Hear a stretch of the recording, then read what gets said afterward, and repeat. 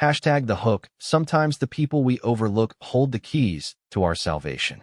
Sometimes the answers we desperately seek come from the most unexpected sources.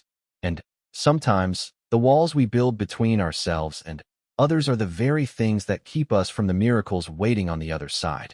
This is a story about pride, prejudice, and the power of compassion. It's about a man who had everything money could buy but was about to lose the one thing that truly mattered. And it's about a woman who had nothing by the world's standards but possessed a wisdom that would change everything. What happens when a billionaire's greatest fear comes true, and the only person who can help is the one he's spent years dismissing? What happens when science fails, but ancient knowledge succeeds? This is not just a story about healing. It's a story about the walls we build, the judgments we make, and the devastating cost of both. It's about a little girl caught between two worlds, a father paralyzed by fear, and a woman who refused to be silent when it mattered most. Hashtag Part 1. The morning sun cast long shadows across the marble floors of the Montgomery estate, a sprawling mansion that sat on 15 acres of manicured gardens in the heart of Connecticut's wealthiest neighborhood. Richard Montgomery stood in his study, a room lined with mahogany shelves filled with first editions and awards that chronicled his rise from a middle-class upbringing to becoming one of the most successful tech entrepreneurs in the country. At 42, he had everything a man could want: a billion-dollar company, influence in the highest circles of power, and a daughter who was the light of his life. But this morning, none of it mattered. Richard stared at the medical reports spread across his desk, the words blurring together as he read them for the fifth time. His 7-year-old daughter, Emma, was sick. Not just sick, but mysteriously, terrifyingly ill in a way that had baffled every specialist he had flown in from around the country. It had started 3 months ago with fatigue and loss of appetite. Richard had initially dismissed it as a phase, something children went through. But then came the fainting spells, the unexplained bruising, the way her once bright eyes had become dull and distant. The doctors had run every test imaginable: blood work, scans, biopsies. They had consulted with colleagues across continents, held video conferences with the best minds in pediatric medicine. The diagnosis remained elusive. Some suspected a rare autoimmune disorder. Others thought it might be a previously unknown pathogen. One doctor had gently suggested it could be psychosomatic, a theory that had earned him an immediate dismissal from Richard's employ. Richard walked to the window and looked out at the grounds. Somewhere in the West Wing, Emma was likely still asleep, her small body growing weaker with each passing day. His wife, Caroline, had left them 2 years ago, unable to cope with the demands of being married to a man who loved his work more than anything else. She had moved to Paris with her new husband, a French artist who had time for things like afternoon walks and impromptu weekend trips. She called occasionally to check on Emma, but she had made it clear that she had started a new life and couldn't be drawn back into the chaos of Richard's world. So it was just Richard and Emma now, along with a staff of 12 that kept the massive house running. There was Bernard, the butler, who had been with the family for 20 years. Maria, the head chef, who prepared meals that Emma barely touched anymore. Thomas, the driver. The gardening staff. The housekeepers. And Grace. Grace Williams had been hired 6 months ago as part of the housekeeping staff. She was a black woman in her late 50s, with gray-streaked hair she kept in a neat bun and eyes that seemed to take in everything while revealing nothing.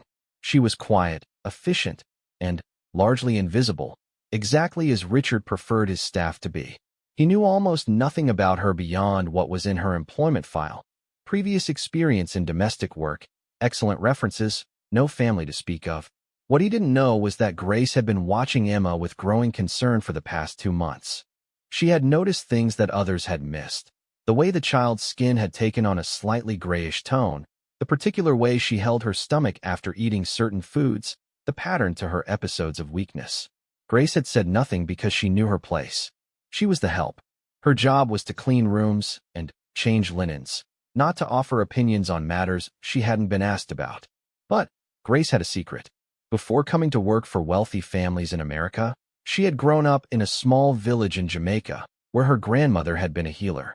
The old woman had taught Grace about plants and roots, about remedies that had been passed down through generations, knowledge that stretched back to Africa and had survived the brutal journey across the Middle Passage. Grace's grandmother could look at a person and know what ailed them, could walk through the forest and return with exactly what was needed. Grace had inherited some of that gift, though she rarely spoke of it. In America, people dismissed such knowledge as superstition or primitive medicine. They trusted men in white coats with expensive equipment, and Grace understood why.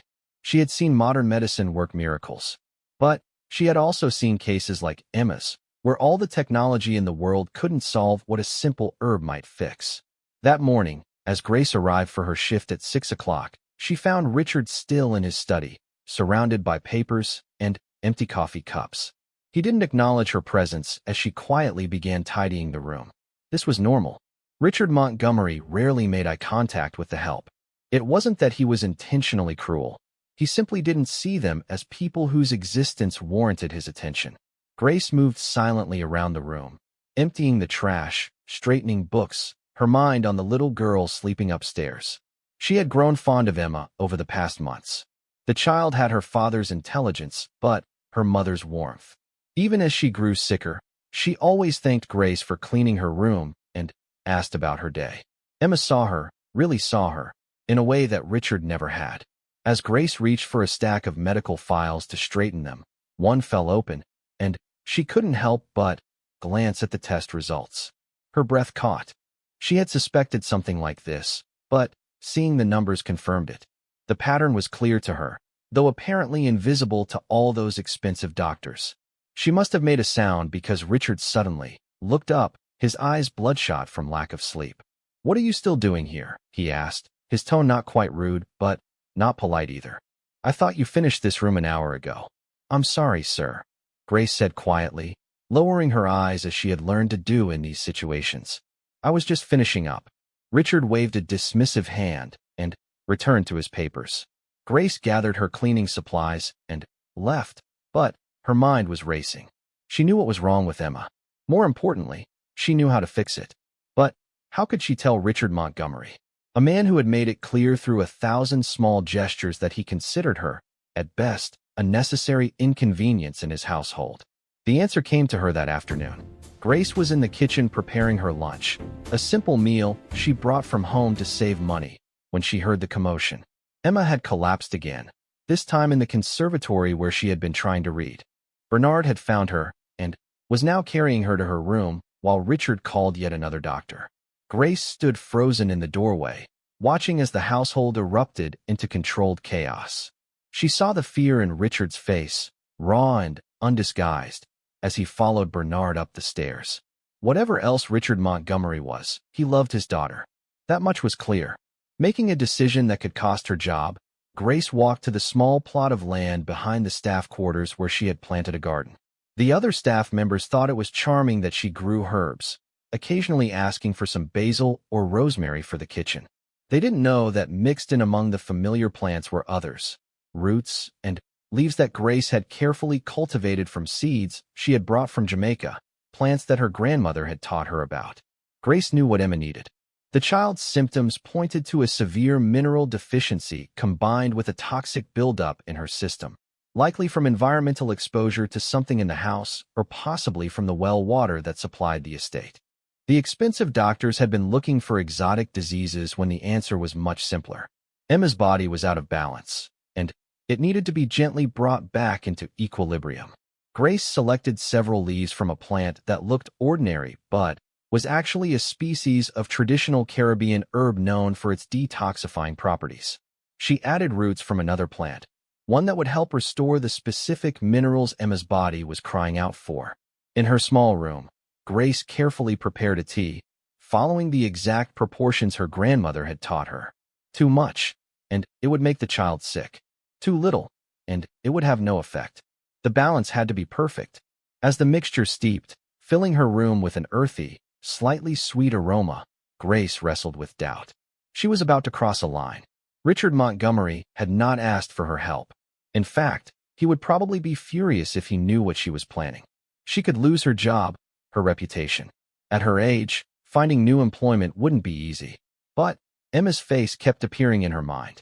That sweet child who had shown her nothing but kindness, who was fading a little more each day while doctors ran their tests and came up with nothing. Grace thought of her own granddaughter back in Jamaica, whom she hadn't seen in 5 years because she was here sending money home so the girl could go to school. If someone could help her granddaughter and chose not to because of fear or propriety, Grace would never forgive them. She poured the tea into a simple thermos and walked upstairs to Emma's room. The hallway was quiet now, the initial panic having subsided. Richard was probably back in his study making phone calls, arranging for yet another specialist to fly in. Bernard was likely downstairs managing the other staff. Grace knocked softly on Emma's door. "Come in," came a weak voice. Emma was in her bed, propped up on pillows, looking impossibly small in the large room with its designer furniture and custom wallpaper. She managed to smile when she saw Grace. "Hi, Grace," Emma said. "Did you hear I fell down again? I'm starting to think I'm really clumsy." Grace's heart ached. The child was trying to make a joke, to make others feel better about her illness. She walked to the bedside and sat in the chair that Richard had probably occupied earlier. "Miss Emma," Grace said gently, "I brought you something that might help you feel better." Emma's eyes widened slightly. "Medicine? But Dad says I have to take the medicine the doctors give me." "This isn't like that medicine," Grace explained, pulling out the thermos. "This is a special tea. It's something my grandmother taught me how to make, back in Jamaica where I'm from. She was a healer, and she knew all about plants and what they could do." Emma looked interested despite her exhaustion. "What does it do?"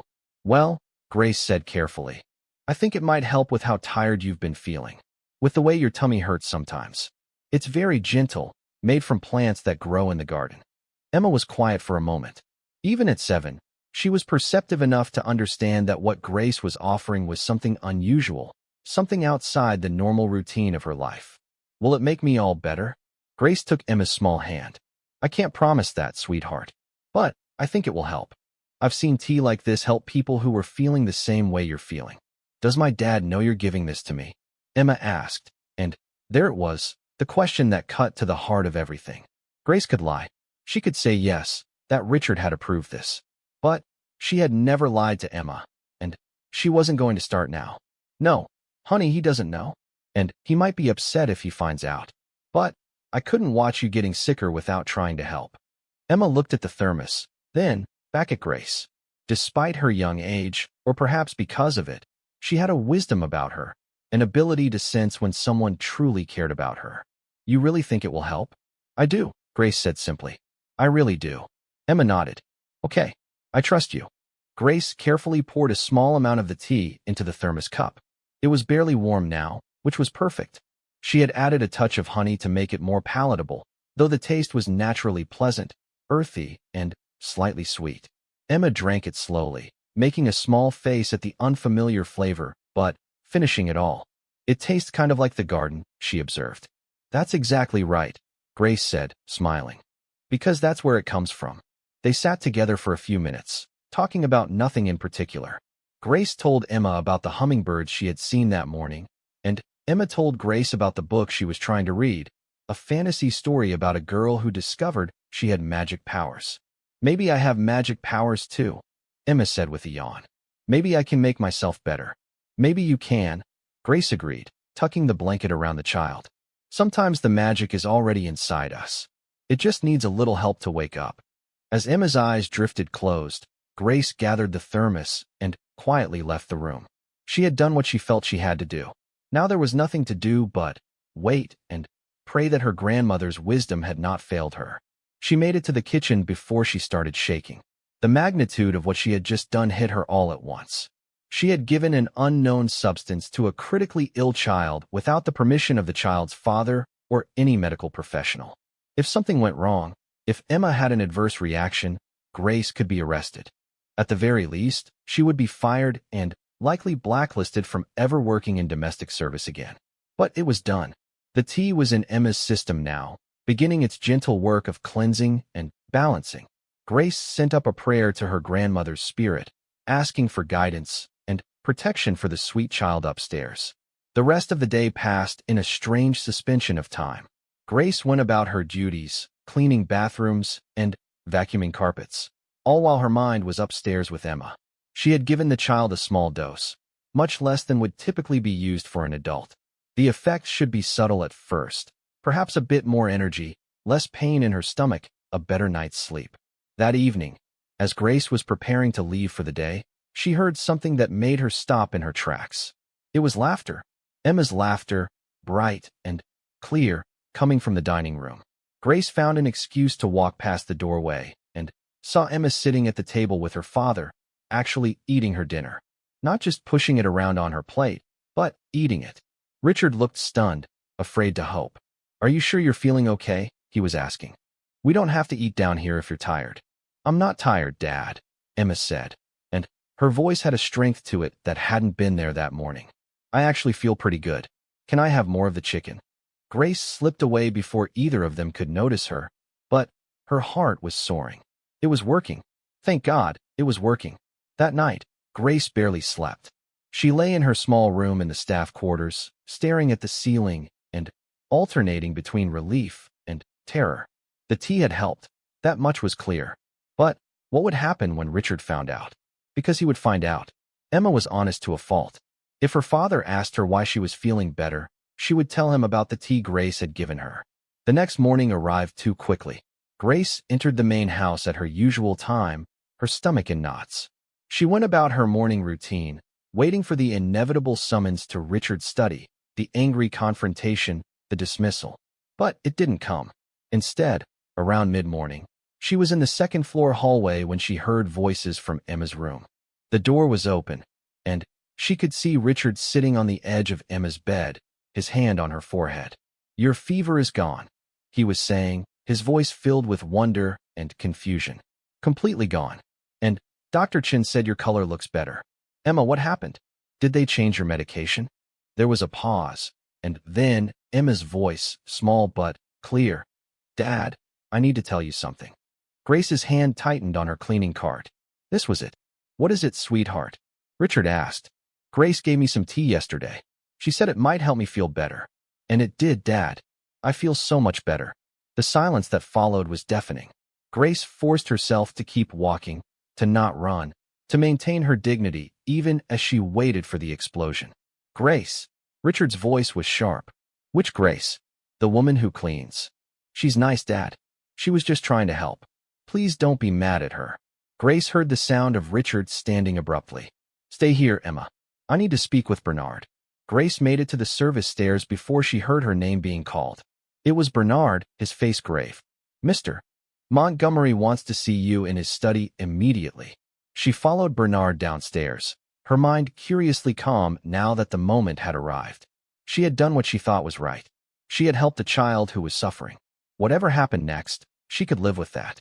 Richard's study door was open. He stood behind his desk, his posture rigid with barely controlled anger. "Close the door," he said as soon as Grace entered. She did, then stood before his desk, her hands clasped in front of her, her eyes level. She would not apologize for helping his daughter, no matter what it cost her. "Did you give my daughter some kind of herbal mixture yesterday?" Richard asked, his voice dangerously quiet. "Yes, sir, I did." "Without consulting me? Without asking permission? Without even informing me?" His voice was rising now. "Do you have any idea how reckless that was? She's critically ill. She's under the care of some of the best doctors in the country. And you, a housekeeper, decided to give her some homemade concoction." "With respect, sir," Grace said quietly, "those best doctors haven't been able to help her. They've run their tests for 3 months, and Emma has only gotten sicker." "That doesn't give you the right," Richard started, but Grace interrupted him, something she had never done before. "I know what's wrong with your daughter, Mr. Montgomery." He stopped, staring at her. "What did you say?" "I know what's wrong with Emma. I've known for weeks. She has a severe mineral deficiency, likely selenium and magnesium, combined with a toxic buildup in her system. It's presenting in a way that mimics several rare diseases, which is why the doctors have been confused. But the treatment is actually quite simple once you understand what's happening." Richard's face had gone from red to pale. "You're saying you diagnosed my daughter? You, a housekeeper with no medical training?" "I have training, sir. Just not the kind that comes with a degree on the wall. My grandmother was a healer in Jamaica. She taught me about plants and the body, about remedies that have been used for centuries. I've seen cases like Emma's before. "This is insane," Richard said. But his voice had lost some of its anger. Confusion was taking its place. "Even if you're right, how can you possibly know that? What makes you think? Because Emma is better, Mr. Montgomery. You saw it yourself. Her fever is gone. She ate dinner last night. This morning she has more energy than she's had in weeks. The tea I gave her is beginning to address the deficiencies and help her body eliminate the toxins." Richard sank into his chair, looking suddenly exhausted. "If you're wrong, if you've given her something that interacts badly with her other medications, if this is just a temporary improvement before she gets worse, then you can fire me and press charges if you like," Grace said calmly. "But I'm not wrong, sir. Give it a few more days. You'll see that I'm right." He looked up at her, really looked at her, perhaps for the first time since she had started working in his house. "Why didn't you say something before? If you thought you knew what was wrong, why didn't you tell me?" For the first time, Grace's composure wavered. "Would you have listened, Mr. Montgomery? Would you have taken seriously a black maid telling you that she knew better than your expensive doctors? Would you have even let me finish a sentence?" The question hung in the air between them, and Richard had no answer. They both knew the truth. He would have dismissed her instantly, probably would have fired her for presumption. "I want to see this formula," Richard finally said. "I want to know exactly what you gave her." "Of course," Grace replied. "And I'd like to suggest that you have her tested for the deficiencies I mentioned. The results should confirm what I'm telling you." Richard picked up his phone and made a call. "Dr. Chun, I need you to run some additional tests on Emma. Specifically, I want a full mineral panel with special attention to selenium and magnesium levels.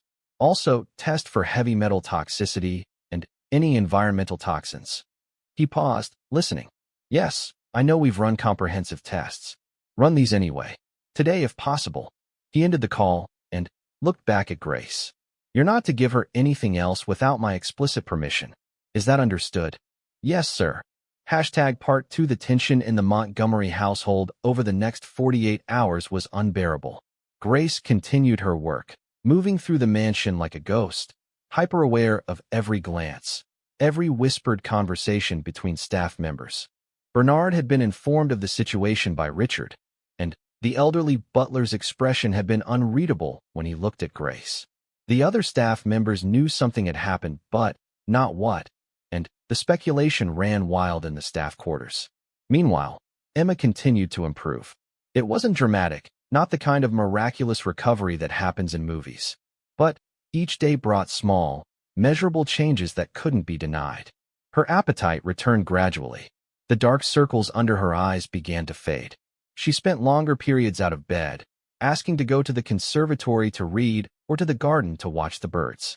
Most tellingly, the sharp pain she had been experiencing in her abdomen, a pain that had woken her crying in the night more times than Richard could count, had disappeared entirely. Richard watched his daughter's transformation with a mixture of hope and disbelief that warred constantly in his chest. Years of trusting only empirical data, peer-reviewed research, and credentialed expertise made it difficult for him to accept that the answer to Emma's illness had come from a housekeeper with no formal medical education. Yet the evidence was literally before his eyes. His daughter was getting better. Dr. Chin arrived on the second day with the test results Richard had requested. Richard met him in the study, Grace present at Richard's insistence, though she stood near the door rather than sitting, a subtle reminder of the social distance that still existed between them despite everything. Dr. Chun was a small, precise man in his 60s who had trained at Johns Hopkins and had a reputation for diagnostic brilliance. He looked troubled as he spread the lab reports across Richard's desk. "This is highly unusual," he began, adjusting his glasses. "The blood work shows severe deficiencies in both selenium and magnesium, exactly as you suggested, Mr. Montgomery. I'm embarrassed to say we didn't test for these specifically because Emma's symptoms didn't follow the typical presentation for these deficiencies. Additionally, we found elevated levels of lead and copper in her system, consistent with chronic low-level exposure." "Lead?" Richard's face paled. "How is that possible? This house was built just 10 years ago with every safety precaution." Dr. Chun consulted his notes. "I took the liberty of having your water supply tested. The well that supplies the east wing of your home, including Emma's room and bathroom, shows contamination. It appears there was a manufacturing defect in some of the pipes that were installed. Very rare, and it wouldn't have been caught in standard inspections. The exposure wasn't high enough to cause acute poisoning, but, over time, combined with the mineral deficiencies, it created a perfect storm of symptoms that mimicked several different conditions. Richard felt the room spin slightly. His daughter had been poisoned, slowly, by the very house he had built to keep her safe. The irony was crushing.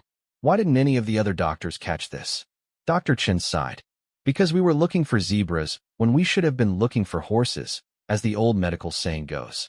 Emma's presentation was unusual enough that we all assumed it had to be something rare and complicated. Sometimes the answer is simpler than we want to believe. He glanced at Grace, standing quietly by the door. Mr. Montgomery, you mentioned someone suggested we run these specific tests. May I ask who? Richard gestured toward Grace.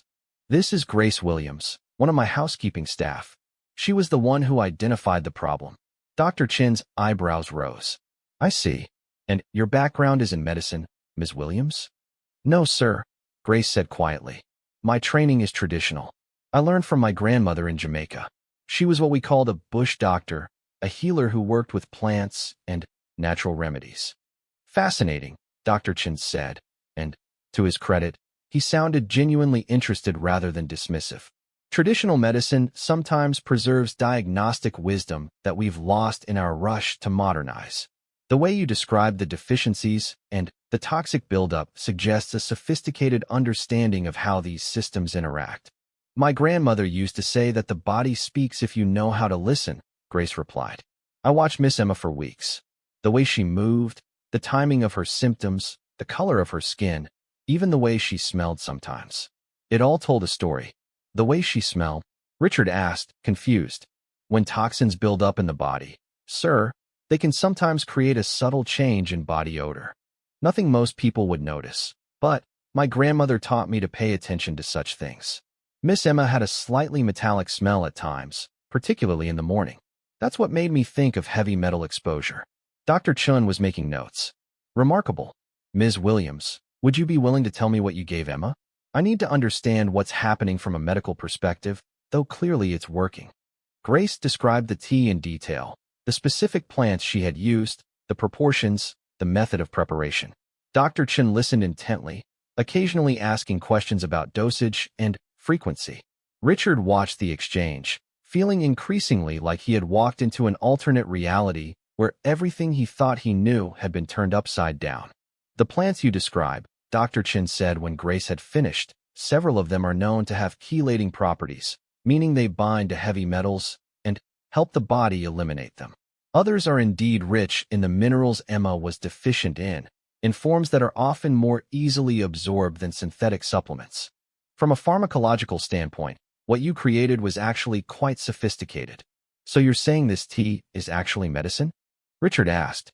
All medicine comes from somewhere, Mr. Montgomery, Dr. Chen replied. Aspirin comes from willow bark. Digitalis, a crucial heart medication, comes from foxglove. Many of our most effective drugs are derived from or inspired by plants. The distinction between traditional medicine and modern medicine is often more about cultural bias than actual efficacy. He turned back to Grace. How long would you recommend Emma continue with this treatment? Grace considered. Another week of the tea daily, then 3 times a week for a month.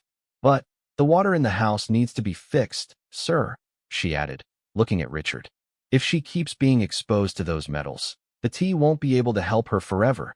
The water will be fixed by tomorrow, Richard said firmly. I'll have every pipe in this house replaced if necessary. Emma will move to a different room tonight, one serviced by the city water supply. Dr. Chin closed his notebook.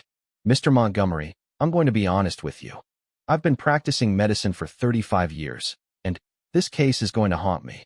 We have access to technology that would have seemed like magic a generation ago, and yet we missed a diagnosis that a traditional healer was able to make through observation alone.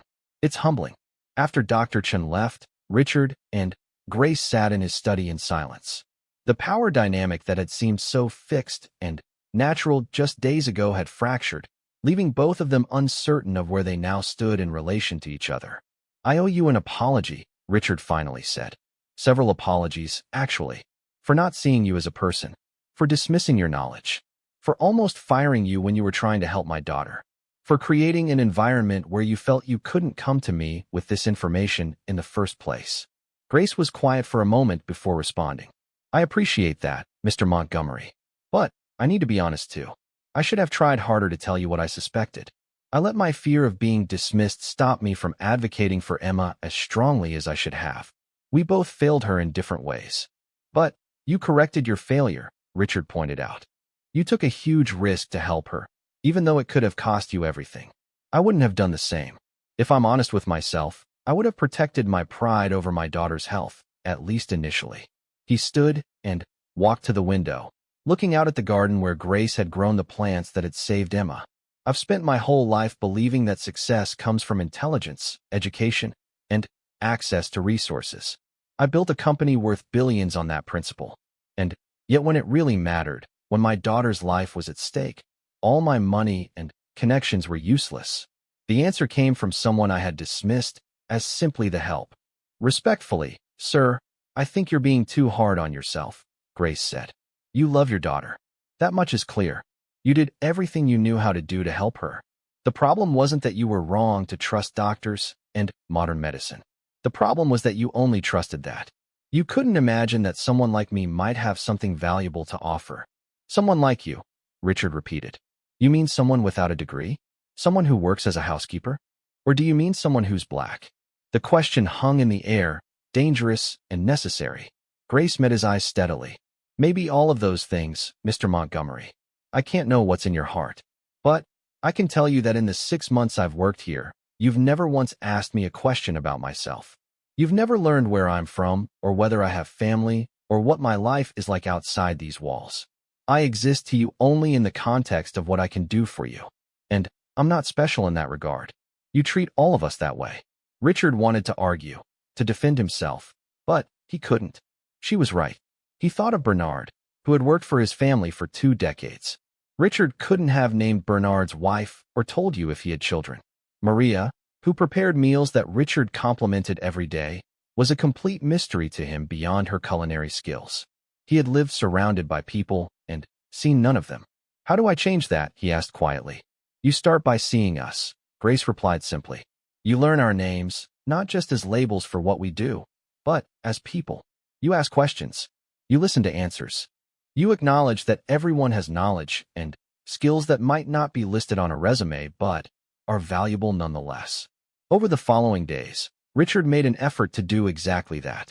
He asked Bernard about his grandchildren and learned that the butler's grandson was studying architecture. He discovered that Maria had been a chef at a 5-star restaurant in Mexico City before immigrating.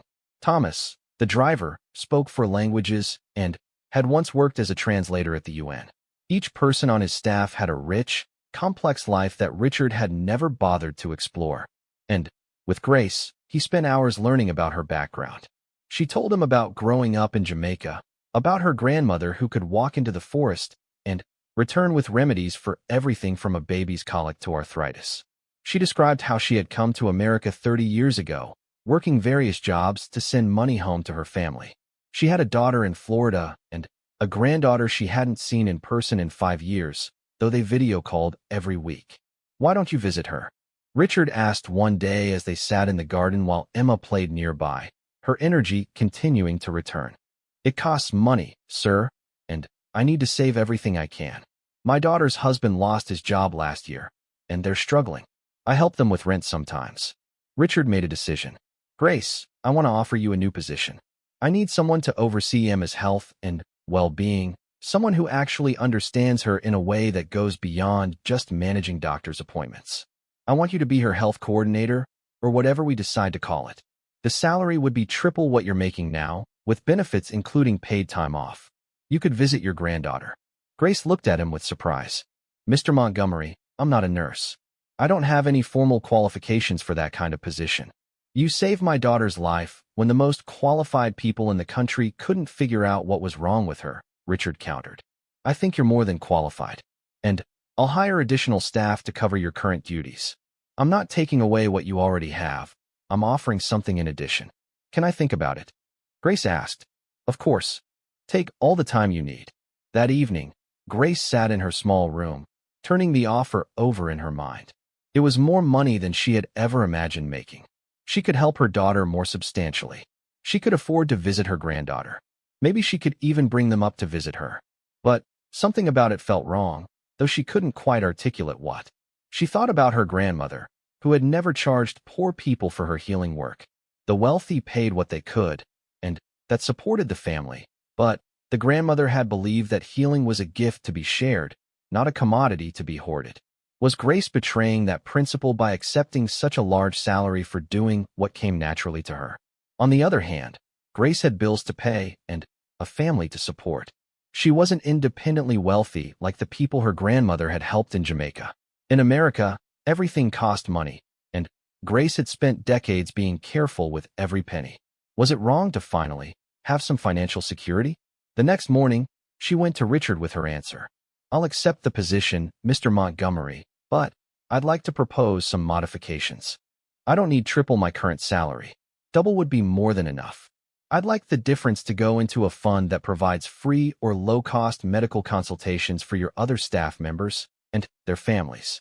And I want to be clear that I'm not a replacement for modern medicine. I'm a complement to it. Emma should still see doctors regularly." Richard smiled, the first genuine smile Grace had seen from him that wasn't directed at Emma. "You know, anyone else would have taken the money and run. The fact that you're trying to give some of it away tells me everything I need to know about whether I made the right choice." "My grandmother used to say that wealth is like water," Grace explained.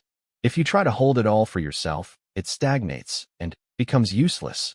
But if you let it flow to others, it stays fresh and alive and brings life wherever it goes. Your grandmother sounds like she was a remarkable woman." "She was. She died 5 years ago, but I still hear her voice sometimes, guiding me." Emma's recovery continued steadily over the next weeks. The pipes in the house were completely replaced, the contaminated water source sealed off. Emma moved to a new room, brighter and closer to the main areas of the house. She continued to drink Grace's tea, though the frequency was reduced as her body regained its balance. Dr. Chin became a regular visitor, not just to check on Emma, but to learn from Grace. He brought medical journals, and they would discuss the intersection of traditional knowledge and modern science. He even arranged for Grace to speak at a local medical school, where she shared her diagnostic approach with a room full of students and professors. The presentation was met with a standing ovation. But not everyone was happy about the new arrangement. Richard's business associates and social circle were confused and somewhat scandalized by his relationship with Grace. At a dinner party, one of his oldest friends pulled him aside. "Richard, people are talking," the man said uncomfortably. "They're saying you've replaced your daughter's doctors with a housekeeper who makes herbal tea. It sounds insane when you say it out loud." "Emma is healthier than she's been in months," Richard replied calmly. "That's all that matters to me. But don't you see how it looks? You're one of the most successful tech entrepreneurs in the country.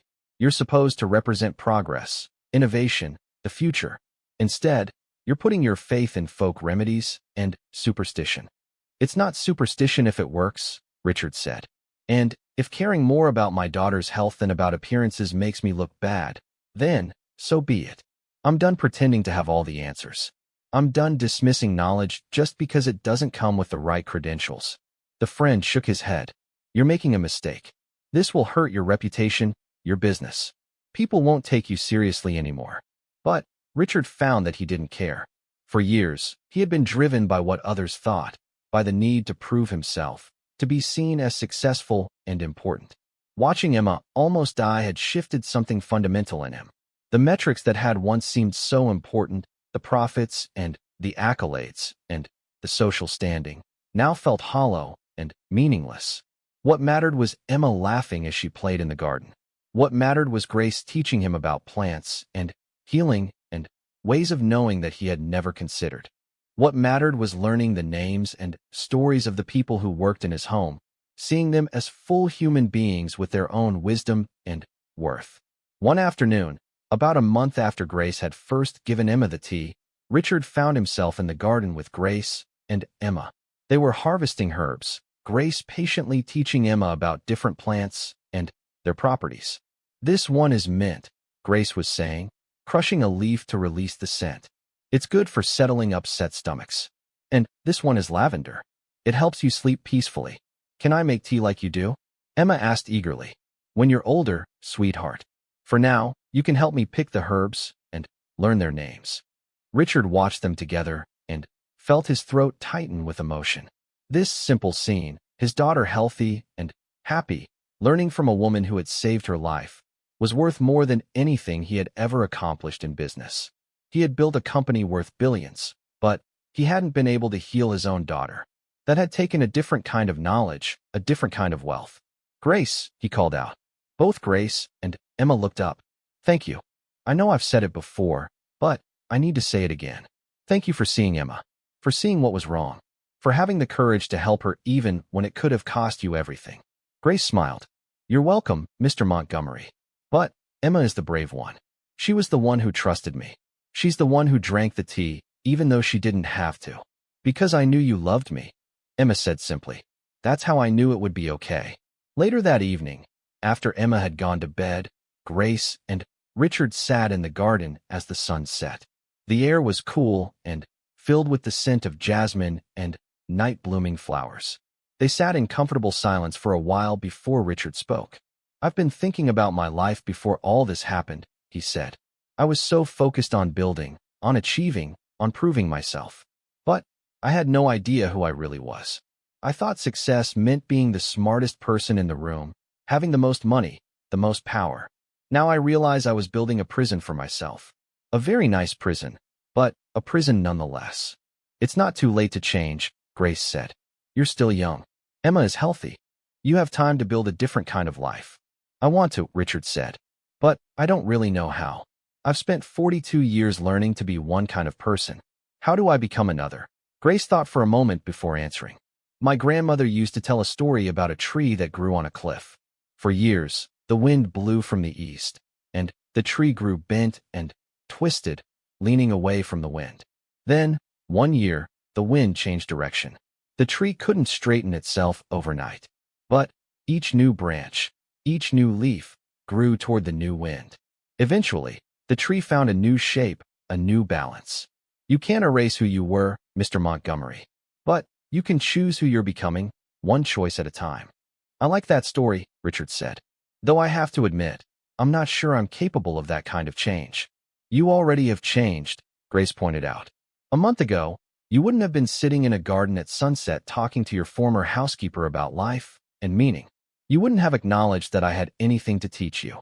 You wouldn't have considered that maybe success isn't measured in dollars and deals. Richard laughed softly. That's true. Though I notice you still call me Mr. Montgomery, even after everything. We're partners now, or colleagues at least. You could call me Richard. Grace hesitated. If you don't mind, sir, I'd prefer to keep some formality. Not because I see myself as less than you, but because I think boundaries can be healthy. We come from very different worlds, with very different experiences. I respect you, but we don't need to pretend that those differences don't exist. That's fair, Richard acknowledged. And probably wise. I suspect I still have a lot to learn about respecting boundaries and not assuming that everyone wants the same kind of relationship I want. They sat quietly for a while longer, watching stars emerge in the darkening sky. Inside the house, Emma slept peacefully, her body healing, her future bright again.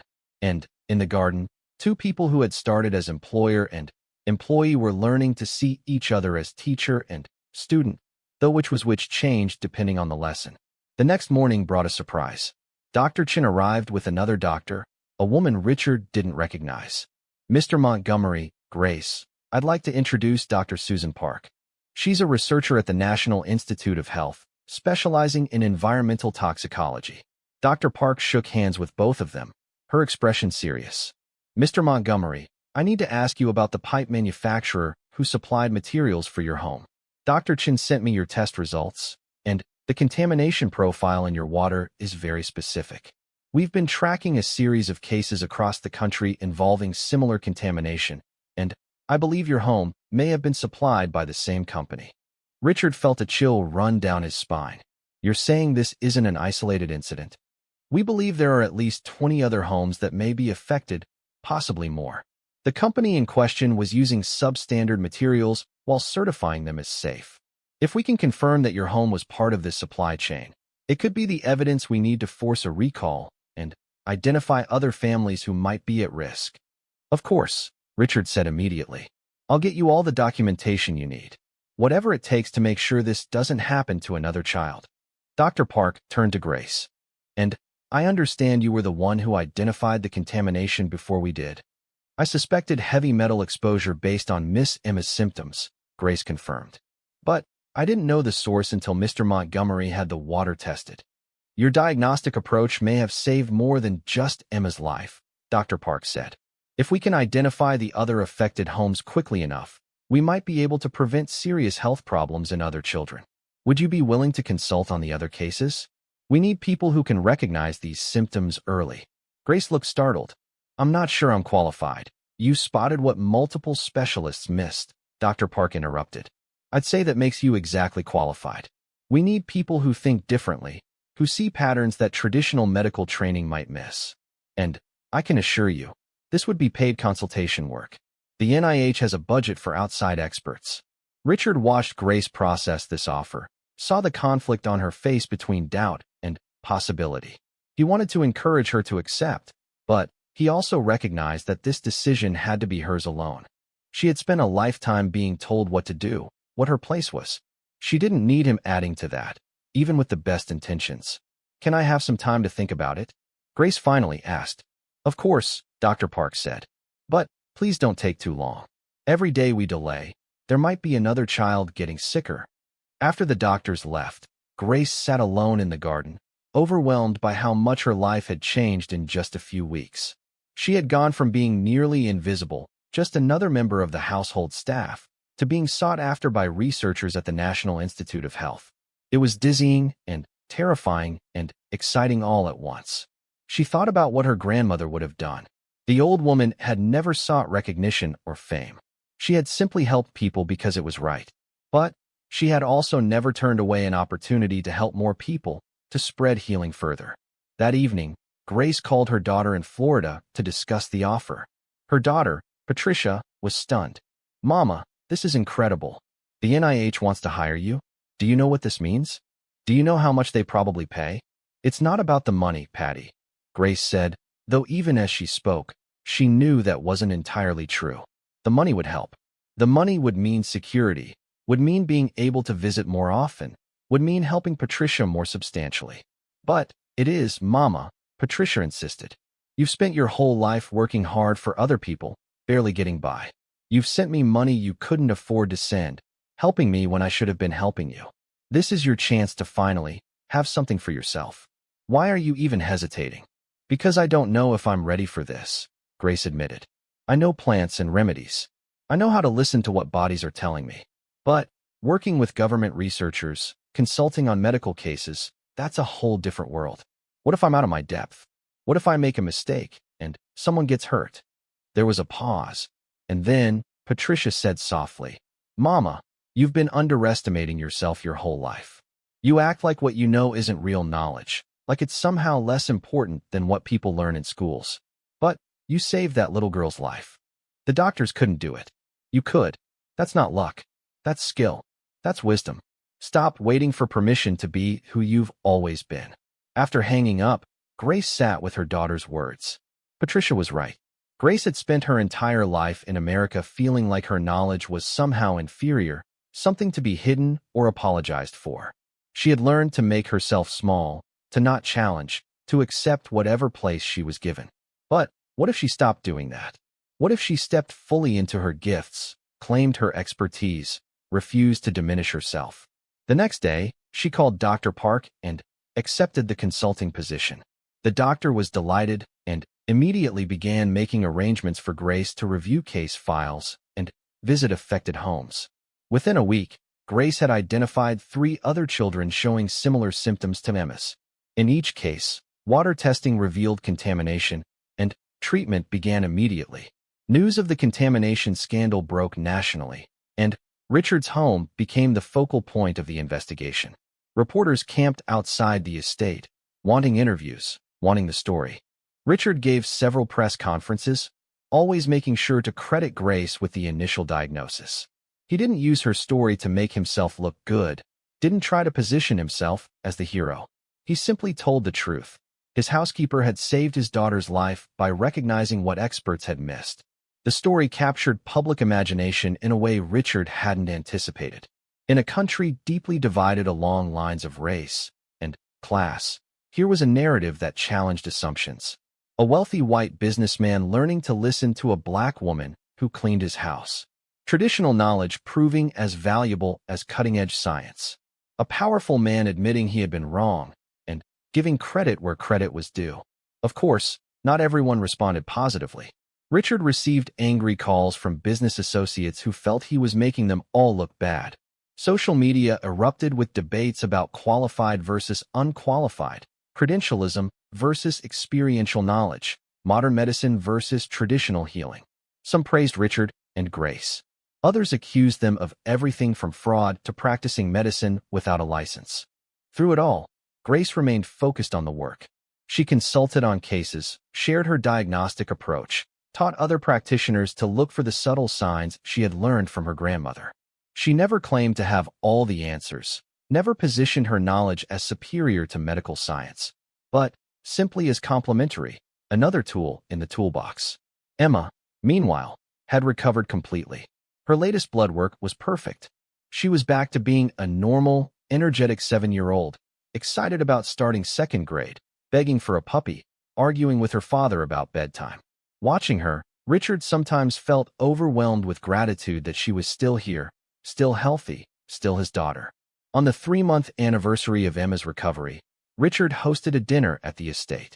He invited Dr. Chun, Dr. Park, and several of the other doctors who had been involved in Emma's care.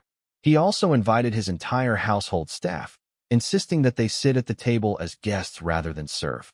Bernard was uncomfortable with this at first, but Emma's enthusiasm won him over. After dinner, Richard stood to make a toast. 3 months ago, my daughter was dying, and I was helpless to save her. I had spent millions on the best medical care available, and it wasn't enough. The answer came from Grace Williams, who I had dismissed as just part of the household staff. I'm not proud of that, but I'm grateful beyond words that Grace had the courage to act despite my dismissiveness, despite the risk to herself. He paused, looking around the table at faces that ranged from deeply moved to slightly uncomfortable. This experience has taught me that we all have blind spots. We all make assumptions about who has value, who has knowledge, who deserves to be heard. I've spent my life in tech, believing that innovation and progress meant always looking forward, always chasing the new. But sometimes the wisdom we need has been there all along, preserved by people and communities that the modern world has marginalized and ignored. My job now is to make sure that Emma grows up in a world where she values all kinds of knowledge, all kinds of people, where she sees everyone, the way Grace taught me to see. Grace felt tears prick her eyes, but didn't let them fall. She raised her glass along with everyone else, accepting their applause with quiet dignity. Later, when the guests had left and the household had settled into night, she walked through the garden one more time, touching the plants that had helped heal Emma, thinking about the journey that had brought her here. She thought about her grandmother, dead now for 5 years, and wondered if the old woman could see this moment. A moment where her knowledge, passed down through generations, had not only saved a life, but opened minds, challenged assumptions, created new possibilities. Her grandmother had never sought recognition, but she had always believed that healing was a sacred responsibility, that knowledge given freely came back multiplied. Grace was learning the truth of that now.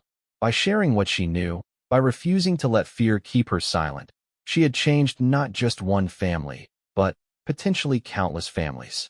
And she had changed herself too, had finally stopped apologizing for who she was and what she knew. The moon was bright overhead, illuminating the garden in silver light. Grace picked a sprig of the healing herb she had used in Emma's tea and held it up to the moonlight, remembering her grandmother's hands teaching her own young hands how to identify this plant, how to harvest it properly, how to prepare it with intention and care. "Thank you, grandmother," she whispered to the night, "for teaching me, for believing in me, for giving me a gift that I'm finally learning to claim." The wind stirred the leaves, and for just a moment, Grace could have sworn she heard her grandmother's voice in the rustling, felt her grandmother's hand on her shoulder, warm and approving. The old woman was gone, but her legacy lived on, not just in the knowledge she had passed down, but in the courage to use it when it mattered most. But don't give notice yet. Let's see what the tests show. Grace nodded and turned to leave, but Richard's voice stopped her. Grace, if you're right about this, if you've actually figured out what's wrong when all these specialists couldn't. He trailed off, seemingly unable to finish the thought. I just want to see Emma get better, sir, Grace said simply. That's all I've ever wanted. She left the study and went back to her duties, but everything had changed. The secret was out. The next few days would determine not just her future employment, but possibly Emma's future health. Grace had set something in motion that she could no longer control. All she could do now was trust in her grandmother's wisdom and pray that she hadn't been wrong.